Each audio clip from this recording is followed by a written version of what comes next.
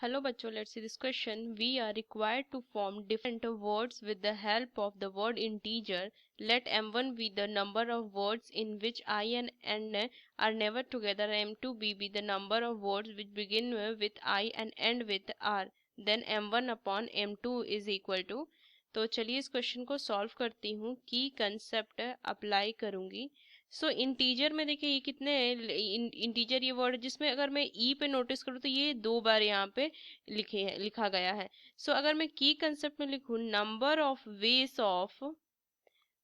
Of arranging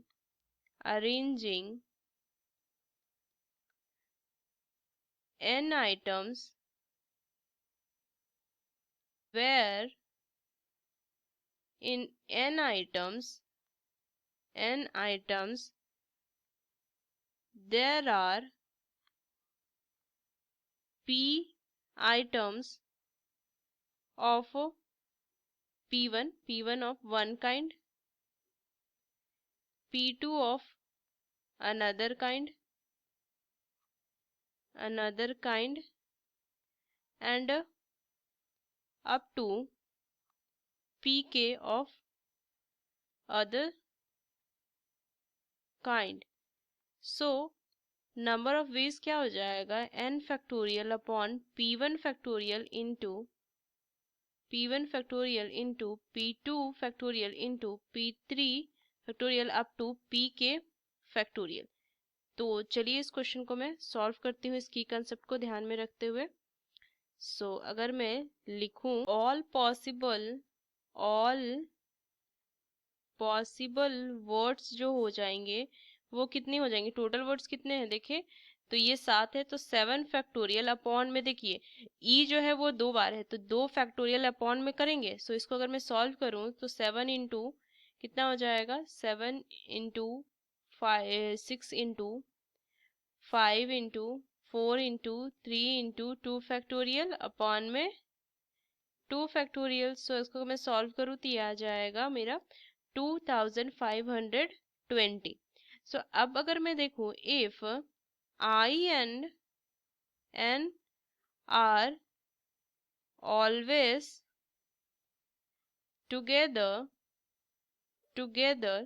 तो उसका वे क्या हो जाएगा, 2 वेज होगा, आई एन होगा या तो फिर जैसे 2 वेज हो जाएगा ना. देखिए जैसे कि क्या लिख सकते हैं 2 वेज हो जाएगा, आई एन हो या तो एन आई हो, ये होगा. सो इसका वेज क्या हो जाएगा, नंबर ऑफ वेज जो हो जाएगा नंबर ऑफ वेज वो हो जाएगा 6 फैक्टोरियल अपॉन में 2 फैक्टोरियल इनटू में 2 लिखेंगे. सो इसको अगर मैं सॉल्व करूं तो कितना आ जाएगा देखिए 2 इंटू 1 ही तो होगा ये 6 into 5 into 4 into 3 into 2 into 2 upon में 2 इंटू 1. सो ये कैंसिल होके क्या वैल्यू आ जाएगी 720 आ जाएगा. अब अगर मैं m1 फाइंड करूं, m1 क्या है देखिए m1 जो है let m1 be the number of words which I and N never together. So total words जो है पॉसिबल वर्ड्स है उसमें अगर मैं ये 720 माइनस कर दूं तो m1 आ जाएगा. So m1 is equal to 2520 minus 720 which is equal to 1800. ये निकल गया. अब अगर मैं देखूं if it is starting with I and ends with R जो कि M2 है वो क्या हो जाएगा देखिए 5 फैक्टोरियल n क्या हो जाएगा देखिए स्टार्टिंग क्या किया गया I से और एंड किया गया R से. तो M2 क्या हो जाएगा 5 फैक्टोरियल अपॉन में 2 आ जाएगा. सो इसको सॉल्व करूंगी 5 इंटू 4 इंटू 3 इंटू 2 अपॉन में 2 लिखेंगे अपॉन में 2. सो ये 2 से 2 कैंसिल हो जाएगा कितना आ जाएगा 60.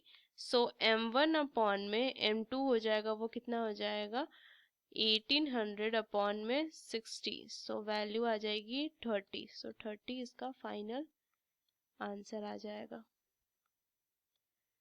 So using these key concepts we solve this question. Hope you understood it well. Best of luck. Thank you.